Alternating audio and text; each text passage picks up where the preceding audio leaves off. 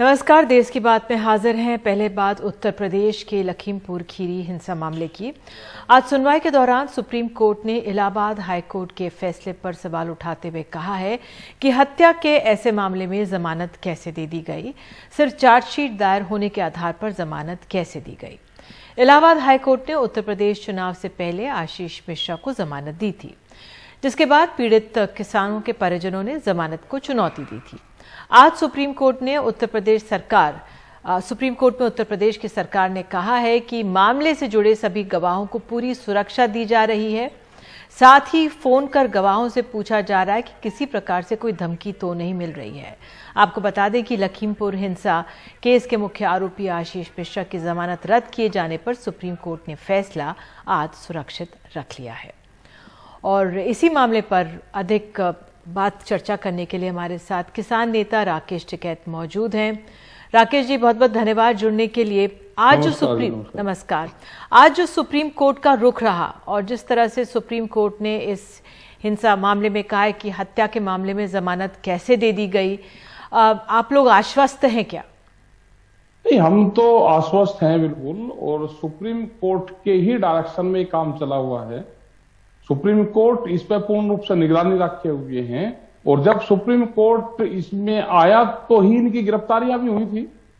ये सारी चीजें हैं, और सुप्रीम कोर्ट ने बिल्कुल ठीक कहा कि जमानत कैसे मिलेगी। ये बिल्कुल सोचने वाली बातें हैं, और इसको सरकार को इसको जवाब देना चाहिए। बिल्कुल। और सुप्रीम कोर्ट ने यह भी कहा है सिर्फ चार्जशीट दायर होने के आधार पर जमानत कैसे हुई है, और हाई कोर्ट ने गवाहों के बयानों की अनदेखी की है। वहां पे क्योंकि ऑनलाइन पूरी वो चली हुई थी वहां पे बहस, और जब अपने गवाह अपने एडवोकेट वहां पे अपनी दलील दे रहे थे तो इंटरनेट सेवाएं बंद हो गई थी वहां पे, तो ठीक तरीके से सुनाई नहीं दी। और बाद में ये भी कहा है कि आप इसको फिजिकल रूप से वहां पे शामिल हो जाएंगे, आप उनकी बात वहां पे सुन सकते हैं, लेकिन वो दरकिनारा उनको करा गया था। ये बिल्कुल उस टाइम की बात है, और उनको सुना नहीं गया। ठीक है, तो सुप्रीम कोर्ट ने इसका संज्ञान लिया है। लेकिन दूसरी तरफ टिकैत जी, जो उत्तर प्रदेश सरकार है, ये पूरा मामला कोर्ट में लंबित है, दोनों पक्षों की बात करेंगे। राज्य सरकार ने कहा है कि तरफ से जो गई टीम, उन्होंने कहा है कि आशीष मिश्रा के फरार होने का कोई खतरा नहीं है, तो ये बात भी है सामने रखी गई। तो फिर तो खतरा तो किसी से भी नहीं है भाई। बहुत मुलजिम जेल में है, उनसे एफिडेविट ले लो और उनको छोड़ दो। खतरा थोड़ा होता है उनसे किसी से भी। जो लोग जेल में बंद हैं तो उनसे खतरा थोड़ा होता है, छोड़ दो उनको, वे भी अपना घर बाहर अपना घूम लेंगे। क्यों फिर जेल पर कोर्ट पे इतना बर्डन क्यों दिया जाता है? क्या बेल इश्यूज से फ्री हैंड छोड़ देते हैं कि इनसे कोई खतरा नहीं है और इनको आप फ्री हैंड छोड़ दो? ये तो कोई दलील नहीं हुई। ये भाई वो छोड़ दिया, उससे कोई खतरा नहीं है, उसको बेल मिल गई तो कोई बात नहीं। जब होम मिनिस्टर होता है परिवार से, तो उसके लड़का कैसे जेल में रह सकता है? लेकिन ये भी कहा गया जी, राज्य सरकार की तरफ से ये भी कहा गया कि आशीष मिश्रा गवाहों के साथ छेड़छाड़ नहीं कर सकता है, और आशीष मिश्रा के बारे में फ्लाइट रिस्क नहीं है। मतलब अच्छा, सरकार तो कहेगी है, और सरकार से क्या कहना चाहते हो आप? भाई गवाहों के साथ में छेड़छाड़ नहीं करें। भाई वो तो जेल में बहुत लोग मुलजिम बंद हैं, उनसे आप एफिडेविट ले लो। वे कहेंगे जी हम बिल्कुल छेड़छाड़ नहीं करेंगे, हम अपने घर पर रहेंगे, शांति से रहेंगे, आप हमको बेल दुआ दो और हम घर पर रहेंगे, आप हमारी प्रॉपर्टी अपने नाम कर लो। अगर हम छेड़छाड़ नहीं करें या किसी को मारपीट करें तो हम आप हमारी प्रॉपर्टी उसमें रख लेना, गारंटी में आप रख लो। तो इस बिनाव पर छोड़ सकते हैं क्या किसी को? मतलब ये कोई बेल का आधार होता है? या सरकारों को कुछ और कहने का नहीं रहा तो सरकार सिर्फ ये कहेगी कि उससे कोई डर किसी गवाह को नहीं है। टिकैत जी, लेकिन जी राज्य सरकार की तरफ से ये भी कहा गया ना कि हम फोन कर जो तमाम गवाह हैं उनसे बात कर रहे हैं, उनसे ये भी पूछ रहे हैं कि किसी की तरफ से कोई धमकी तो नहीं मिली है, यहां तक सुनिश्चित किया है। और राज्य सरकार ये सुप्रीम कोर्ट में बात कह रही है। नहीं, हम ये कह रहे हैं कि किसी की जो बेल होती है, अगर एक मुलजिम जेल में बंद है और आप उसको अगर छोड़ दो तो क्या वो इसीलिए जेल में रखा जाता है कि ये बाहर आने का धमकी देगा? ये तो कोई दलील नहीं हुई, ये तो एक छोड़ने का एक बहाना हुआ। क्या हर कोई मुलजिम जब वो केस उसके ऊपर होता है वो कोई आने का धमकाने का काम करता है? वो तो काम इस तरह नहीं होते। लेकिन वो छोड़ा क्यों? भाई और भी मुलजिम है, आप और को छोड़ सकते हो क्या किसी को? तो इसका मतलब तो इसी बेनाव पे जो लोग जेलों में बंद हैं आप उनको रिहा करवा दो, छोड़ दो। जब उनका केस टाल पाएगा वे फिर चले जाएंगे और उनसे आप लिखित में ले लो कि वे कुछ नहीं बाहर आने के कहेंगे। ये नहीं होता, ये है कि वो गृह राज्य मंत्री का बेटा है इसलिए बाहर है और कोई दलील नहीं है। मैं टिकैत जी, गृह राज्य मंत्री का बेटा है वो इसलिए बाहर है, इसीलिए उसकी बेल है। ये आपका कहना है। मैं आपसे ये भी समझना चाह रही हूँ, आपने एक बहुत अहम बात कही कि जो सुप्रीम कोर्ट ने भी जिस बात का जिक्र किया कि जो गवाह हैं उनकी जो बयान था उसको ज्यादा तवज्जो नहीं दी गई। आपने बताया कि इंटरनेट के माध्यम से ये सब हो रहा था, कनेक्टिविटी की प्रॉब्लम थी। आपके वकील या जो वहां पे जो परिजन हैं उनका क्या कहना है? क्या उनका अनुभव रहा जब पूछताछ हो रही थी? नहीं, अनुभव तो उनका ये रहा कि जब सुनी नहीं गई कोर्ट में, अपनी दलील दे रहे उनकी सुनी नहीं गई कुछ भी, तो परिवार वाले क्या कहते हो? गरीब आदमी हुए तो सब, वे क्या इतने बड़े वकील कर सकते हैं? एक तरफ से 22 बड़े वकील हो और दूसरी तरफ से हल्के वकील हो, तो क्या कर सकते हैं वे? और उनकी भी बात ना सुनी जाती हो।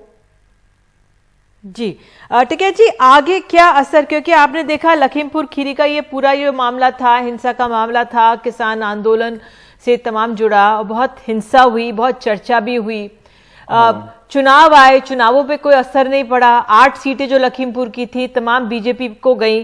तो वहां पे लखीमपुर में इस हिंसा के मामले को लेकर क्या सिर्फ जो पीड़ित परिवार हैं उन्हीं तक ही दुख सीमित है, कुछ किसानों तक ही सीमित है? क्या हाल है वहां पर, जरा बताइए।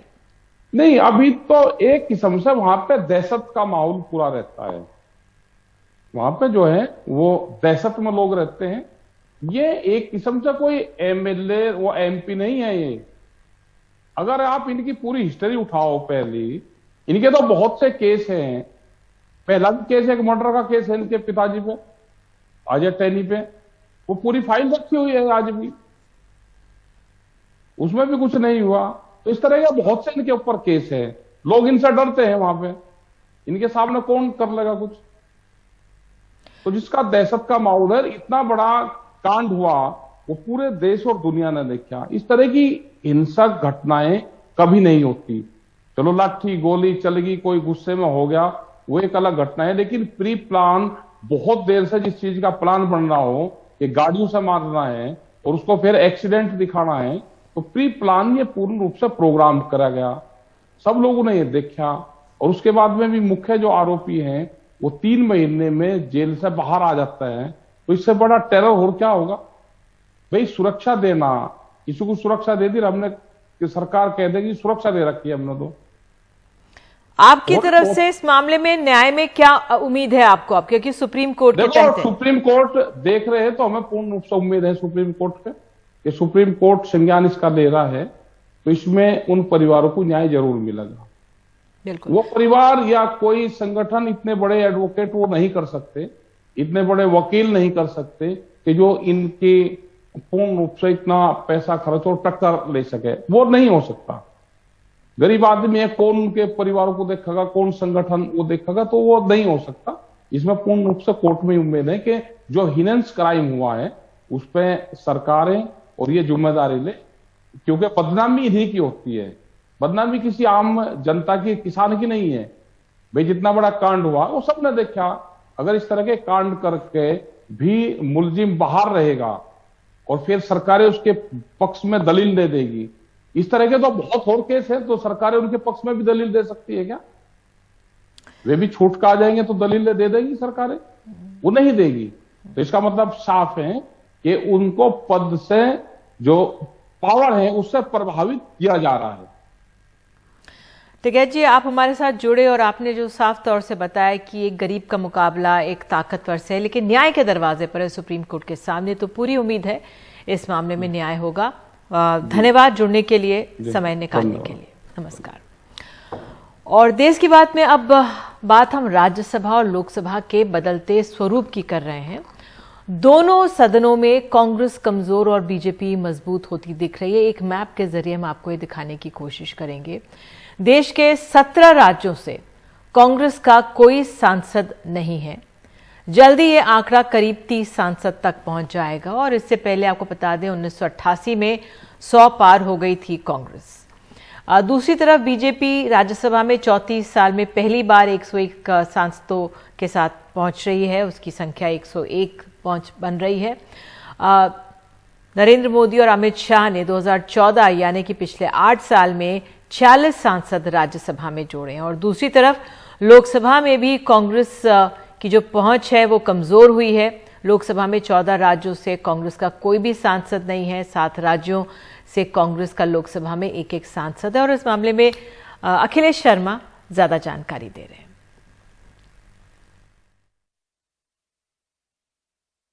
ये बीजेपी के इतिहास में पहली बार है जब उसने 100 का आंकड़ा राज्यसभा में पार किया है।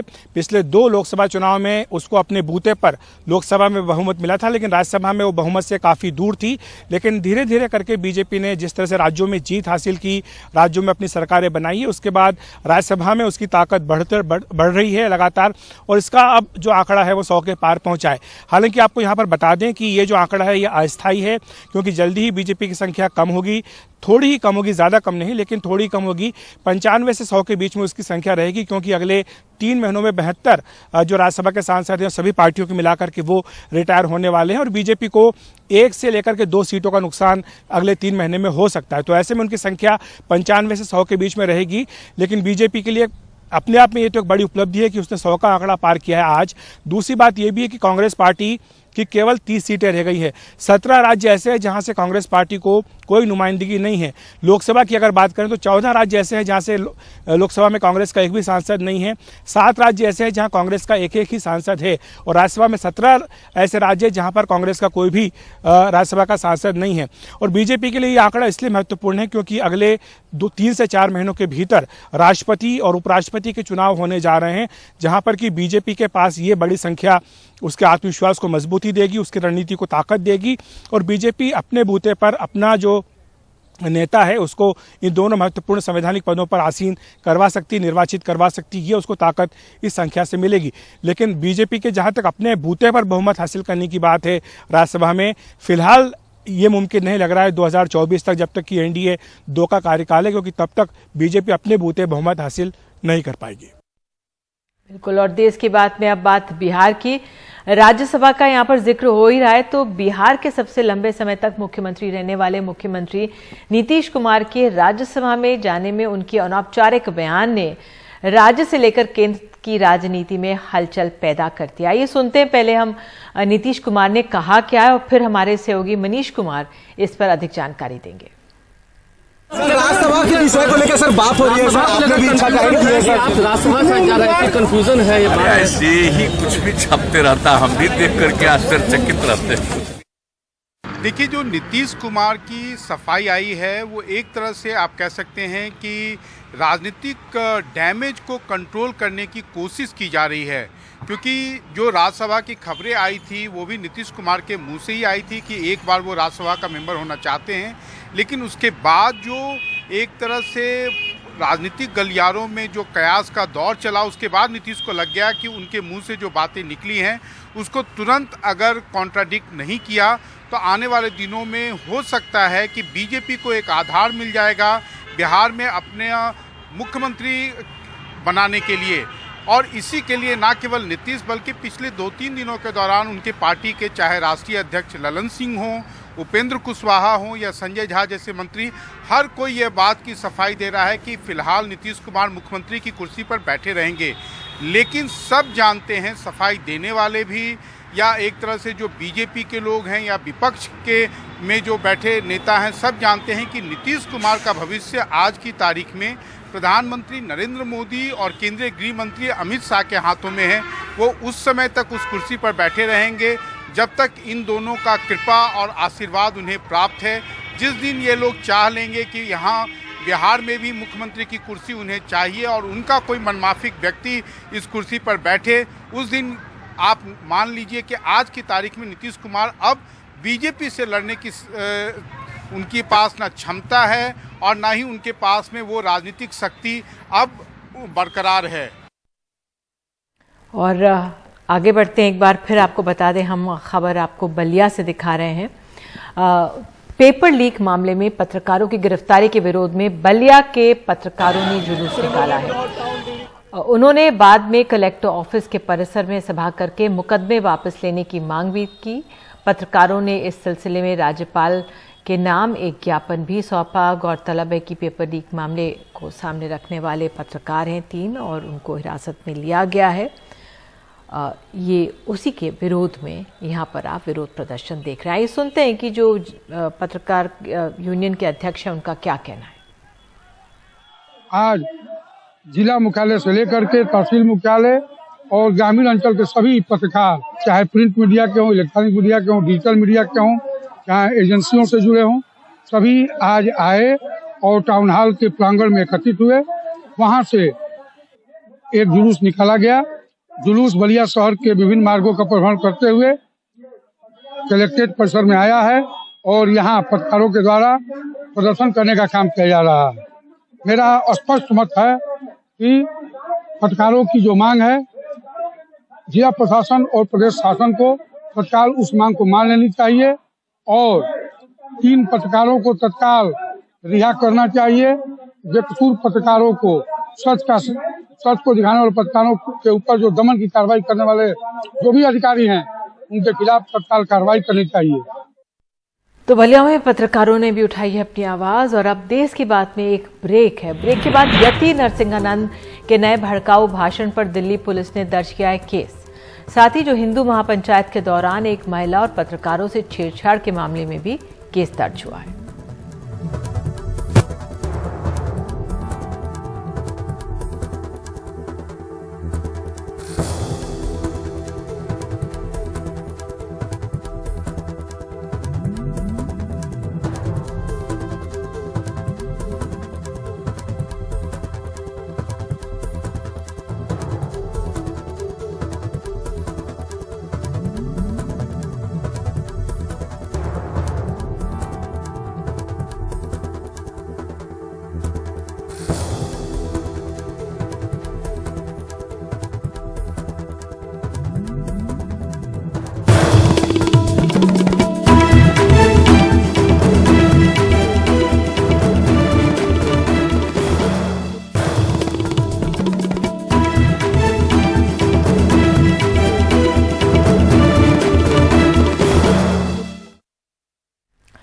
और देश की बात में खबर दिल्ली से। रविवार को बुराड़ी इलाके में हिंदू महापंचायत हुई। इस महापंचायत में डासना मंदिर के पुजारी और हिंदू नेता यति नरसिंहानंद और एक टीवी चैनल के संपादक द्वारा एक संप्रदाय के खिलाफ भड़काऊ भाषण दिए गए। इस मामले में दिल्ली पुलिस ने केस दर्ज कर लिया है। वहीं एक महिला समेत 5 पत्रकारों ने आरोप लगाया कि महापंचायत कवरेज के दौरान उनके साथ बदसलूकी और छेड़खानी हुई है। मामला दर्ज किया गया है। अब तक कोई गिरफ्तारी नहीं हुई है। 2029 में भारत का प्रधानमंत्री मुसलमान होगा। बहुत लाइव हो गई है। दिल्ली के बुराड़ी इलाके में रविवार को हुई इस हिंदू महापंचायत की मंजूरी दिल्ली पुलिस ने नहीं दी थी, लेकिन फिर भी दिल्ली पुलिस की ही मौजूदगी में 700 से 800 लोगों ने महापंचायत में भाग लिया। आरोप है कि मंच से धर्म विशेष के खिलाफ भड़काऊ भाषण दिए गए। भाषण देने वालों में डासना मंदिर का पुजारी यति नरसिंहानंद सरस्वती और सुदर्शन चैनल का एडिटर सुरेश चौहान के था। भाषण के वीडियो वायरल होने के बाद दोनों के खिलाफ दिल्ली पुलिस ने केस दर्ज कर लिया है। उधर एक मुसलमान ने कसम खाई कि जिस दिन इस देश का निजाम हमारे हाथ में होगा, हम इस मंदिर को तोड़ेंगे और दोबारा से मस्जिद बनाएंगे। और अगर इस भविष्य को बदलना चाहते हो तो मर्द बनो, मर्द बनो, मर्द बनो। और मर्द कौन होता है? जिसके हाथ में हथियार होता है वो मर्द होता है। इस महापंचायत के कवरेज के लिए गए एक महिला समेत 5 पत्रकारों ने आरोप लगाया कि महापंचायत में मौजूद लोगों ने उनके आई कार्ड चेक किए, फिर उनके साथ मारपीट की और छेड़खानी की, उनके मोबाइल और पहचान पत्र छीनने की कोशिश की। पुलिस किसी तरह उन्हें निकालकर मुखर्जी नगर थाने लाई और पत्रकारों की शिकायत पर अज्ञात लोगों के खिलाफ 2 केस दर्ज किए गए हैं। इस मामले में पुलिस ने ट्विटर पर गलत जानकारी और भड़काऊ ट्वीट करने के आरोप में कुछ पत्रकारों के खिलाफ भी केस किया है, लेकिन फिलहाल विवादों में आए यति नरसिंहानंद और सुरेश चव्हाणके को अभी गिरफ्तार नहीं किया गया है। यति नरसिंहानंद के खिलाफ पहले से कई केस दर्ज हैं। हरिद्वार की धर्म संसद में भी उस पर ऐसे ही भड़काऊ भाषण देने का आरोप लगा था। तो 34 में हो जाएगा। पुलिस की मंजूरी मिले बिना पुलिस के सामने ही हिंदू महापंचायत हुई और अब पुलिस उन्हीं को तलाश रही है जो पुलिस के सामने ही भड़काऊ भाषण दे रहे थे। नई दिल्ली से कैमरामैन एजे जोसेफ के साथ मैं मुकेश सिंह, एनडीटीवी इंडिया। और देश की बात की खबर मुंबई से। कर्नाटक में हिजाब और हलाल के बाद अब मुंबई में अजान यानी मस्जिदों पर लगे लाउडस्पीकर पर राजनीति शुरू हो गई है। बीजेपी के बाद अब एमएनएस और समाजवादी पार्टी भी इस विवाद में कूद गई हैं। एमएनएस ने तो एक कदम आगे बढ़ते हुए अजान के विरोध में हनुमान चालीसा शुरू कर दी है।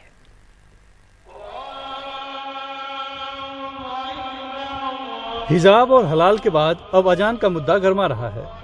एमएनएस ने तो अजान के खिलाफ हनुमान चालीसा का अभियान शुरू कर दिया है।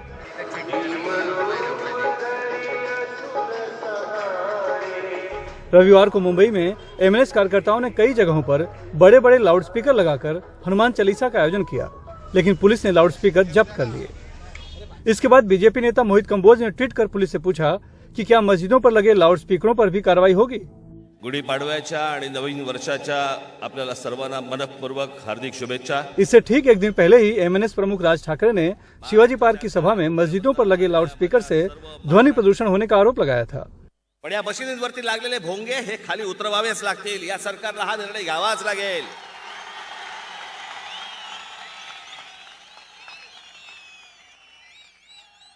नाही तर आजच सांगतोय, आत्ता सांगतोय,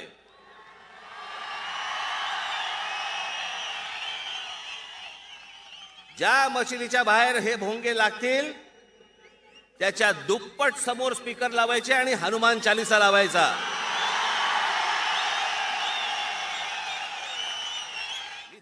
एमएनएस पर बीजेपी का एजेंडा चलाने का आरोप लग रहा है, क्योंकि कुछ दिन पहले ही मुंबई बीजेपी ने मुंबई पुलिस आयुक्त से मिलकर मस्जिदों से लाउडस्पीकर हटाने की मांग की थी।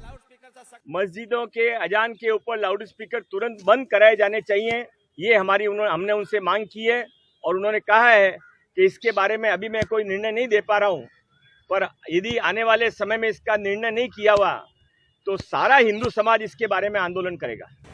सुप्रीम कोर्ट ने साल 2005 में अपने एक आदेश में रात 10 बजे से सुबह 6 बजे तक लाउडस्पीकर के इस्तेमाल पर पाबंदी लगाई थी। बीजेपी उसे ही मुद्दा बनाकर अब मुंबई में शिवसेना को घेरने की कोशिश में है। बदले में शिवसेना ने याद दिलाया है कि इसके पहले देवेंद्र फडणवीस मुख्यमंत्री और गृह मंत्री थे, तब बीजेपी ने यह मुद्दा क्यों नहीं उठाया। 2014 से 2019 तक देवेंद्र फडणवीस मुख्यमंत्री और गृह मंत्री थे। अजान और लाउडस्पीकर का जो मुद्दा उठा रहे हैं तब क्यों नहीं उठाया गया, मुझे बताइए। यूपी में मस्जिद पर से लाउडस्पीकर निकाला क्या?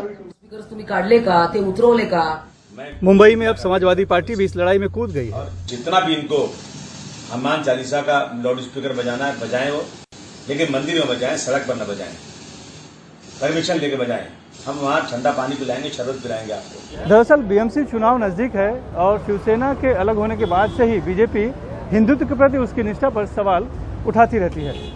लाउडस्पीकर पर अजान भी उसी कड़ी का हिस्सा है।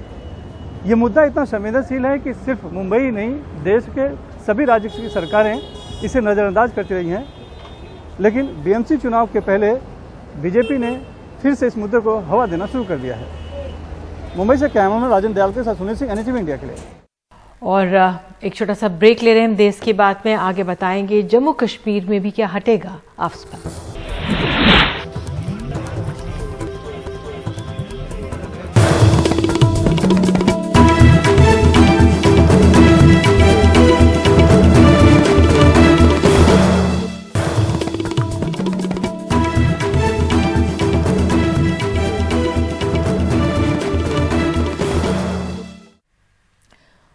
और देश की बात में खबर जम्मू कश्मीर से जुड़ी हुई। पूर्वोत्तर में कई इलाकों से आसपा यानी armed forces special powers act हटाए जाने के बाद जम्मू कश्मीर में भी इसे हटाने की मांग शुरू हो गई है। हालांकि राजनीतिक दलों का कहना है कि ये मांग पुरानी है।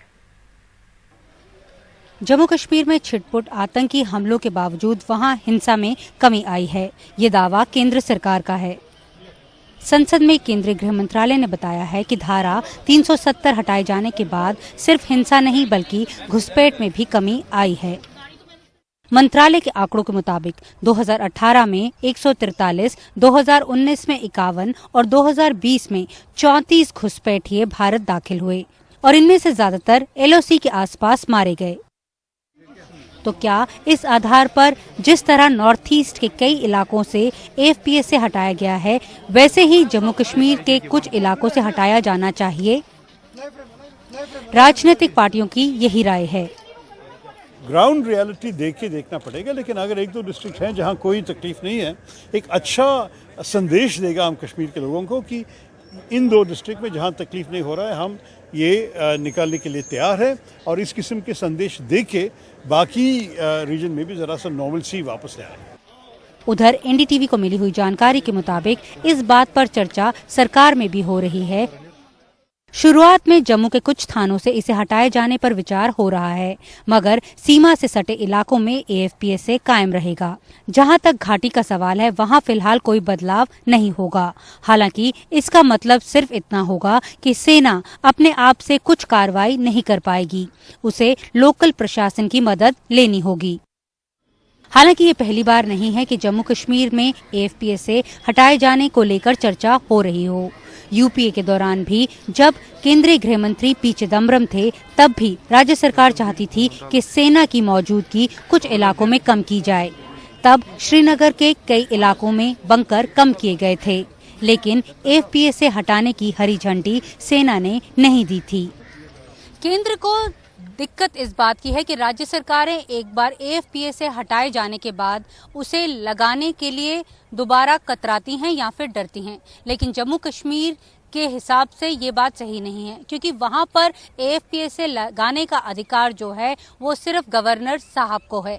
तो ऐसे में अगर एक्सपेरिमेंट के तौर पर कुछ थानों से अगर AFPS से हटाया जाए नॉर्थ ईस्ट के तर्ज पर, तो ये वहां के आवाम का भरोसा जीतने के लिए बहुत अहम साबित होगा।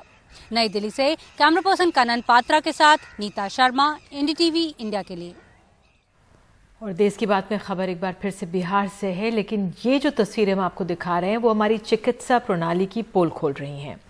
बिहार के मोतिहारी का सदर अस्पताल नीतीश सरकार के हर दावे को झुठला रहा है। रविवार को इमरजेंसी में आए 2 मरीजों का इलाज मोबाइल की रोशनी से किया गया। हाल यह है कि मरीज अंधेरे में बेड पर पड़े छटपटाते रहे, लेकिन कोई उनको देखने वाला नहीं रहा। मरीजों के परिजनों के आरोप भी कुछ हों, अफसरों के जवाब रटे रटाए थे। हमनी हॉस्पिटल में बानी। कौन हॉस्पिटल में? सदर। बाहर बैठल बानी अंधेरा में, का है? लाइन नहीं है। लाइन ना बच्चे बैठल बानी से तनी हवा के चलते।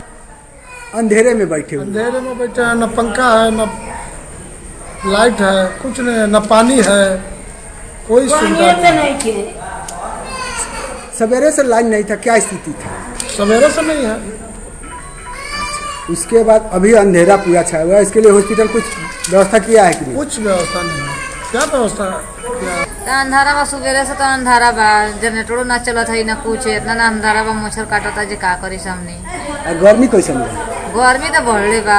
सर ट्रेन से गिरकर पैर कट गया है और माथा में चोट लगा है, फट गया है माथा में। अंधेरे में कैसे काम कर रहे थे? अंधेरा में टॉर्च मार के काम कर रहे हैं। कब से लाइन कटी हुई थी?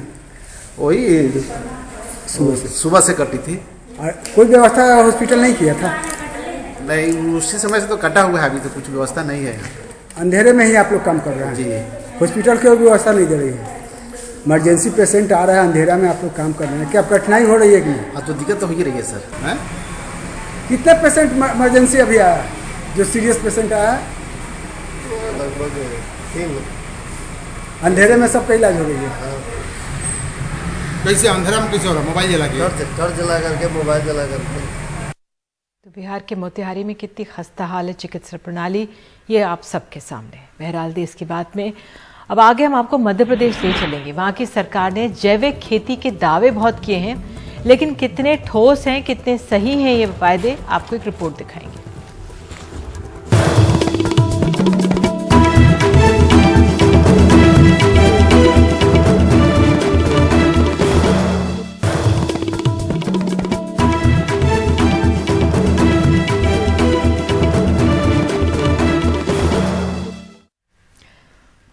देश की बात में खबर है मध्य प्रदेश से। मध्य प्रदेश ने साल 2011 में ही जैविक कृषि नीति तैयार कर उस पर अमल शुरू किया था।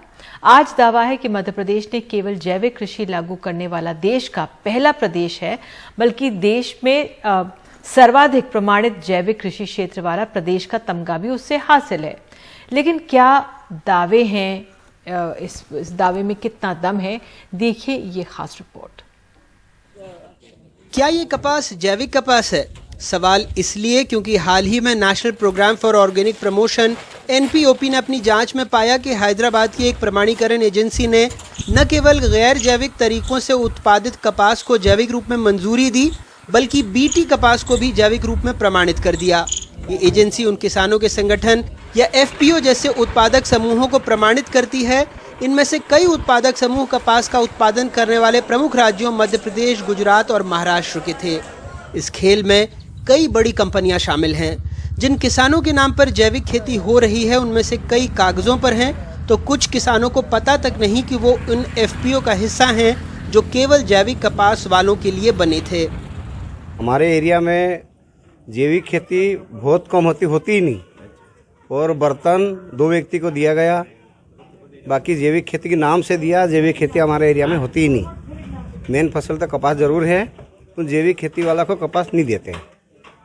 मंडी जाते है कपास, कोई भी व्यक्ति बेचे कपास तो मंडी ले जाते हैं। जैविक खेती का नाम है ही नहीं अपने एरिया में। खरगोन मध्य प्रदेश में कपास का बड़ा बेल्ट है। कृषि विभाग कहता है सिर्फ 3 कंपनियों ने कपास की जैविक खेती में किसानों से अनुबंध किया है। बायोरे एसोसिएशन है कसरावत में, दूसरी कंपनी आपकी KK फाइबर है खरगोन में, और तीसरी जो कंपनी है वसुंधरा स्वराज करही में है। ये तीनों मिला के अपने ज़िले में 375 गाँव में जो है किसानों के यहाँ लगभग 1700 किसानों के यहाँ 12,890 हेक्टेयर में जैविक कपास की खेती करवा रहे हैं। यहाँ पूरा कंप्लीट प्रोडक्ट तैयार होकर विदेशों में निर्यात भी हो रहा है। राज्य में जैविक खेती का कुल क्षेत्र लगभग 16,37,000 हेक्टेयर है, जो देश में सर्वाधिक है। जैविक उत्पाद का उत्पादन 14,02,000 मीट्रिक टन रहा पिछले वित्त वर्ष में। ये भी देश में सर्वाधिक होने का दावा है।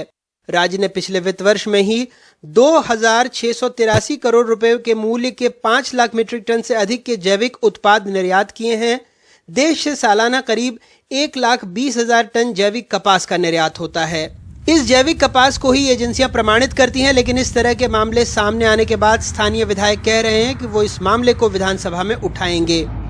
ऐसे कागजों पे अगर साइन करा के उनके नाम से फंडिंग हो रही है, तो मैं उसको निश्चित तौर पे जांच कराऊंगा और ऊपर विधानसभा तक इस मामले को ले जाएंगे। अहम बात यह है कि जैविक कपास उत्पादन के ये इलाके नर्मदा किनारे हैं। सरकार अब वहां जैविक खेती को और बढ़ावा देना चाहती है, लेकिन सामाजिक कार्यकर्ताओं का दावा है कि खुद सरकारी अधिकारियों ने उन्हें बताया है कि नर्मदा में प्रदूषण इतना ज़्यादा है कि उससे सिंचित फसल को जैविक खेती माना ही नहीं जा सकता। मध्य प्रदेश में हमने तय किया नर्मदा किनारे 5 किलोमीटर दाएं तट पर, 5 किलोमीटर बाएं तट पर मध्य प्रदेश सरकार खुद पहल कर रही है प्राकृतिक खेती की, ताकि केमिकल फर्टिलाइजर से मुक्त करके हम लोगों के और धरती के स्वास्थ्य की भी रक्षा कर सकें। जैविक खेती वाले हमारे किसानों को सर्टिफिकेट देने के लिए, जांच करने के लिए आए, तो उन्होंने साफ कह दिया कि अगर आप नर्मदा का पानी इस्तेमाल करेंगे तो उसको हम जैविक खेती नहीं मानेंगे। तो अगर सिंचन के लिए, सिंचाई के लिए ये पानी अनुपयोगी है, गैर है, और वो अजनार पानी की टेस्ट हमने करवाई तो नॉन पोर्टेबल यानी पीने लायक भी नहीं है। और इसी नर्मदा के पानी में शहर के, गांव के जो पदार्थ आते हैं वो भी उसे और गंदा कर रहे हैं। एपिडा ने एक प्रमाणन एजेंसी पर कार्रवाई कर दी, लेकिन क्या मामला यहीं खत्म हो जाता है? दरअसल जैविक उत्पादों के प्रमाणीकरण में बहुत ज़्यादा गड़बड़ झाला है और न सिर्फ इससे भोले भाले किसान और हम प्रभावित होते हैं, बल्कि जो देश के निर्यात की प्रामाणिकता है उस पर भी, उसकी साख पर भी इससे बट्टा लगता है। बड़वानी से मुनाफ, खरगोन से आसिफ और भोपाल से कैमरा पर्सन रिजवान खान के साथ अनुराग द्वारी, एनडीटीवी इंडिया।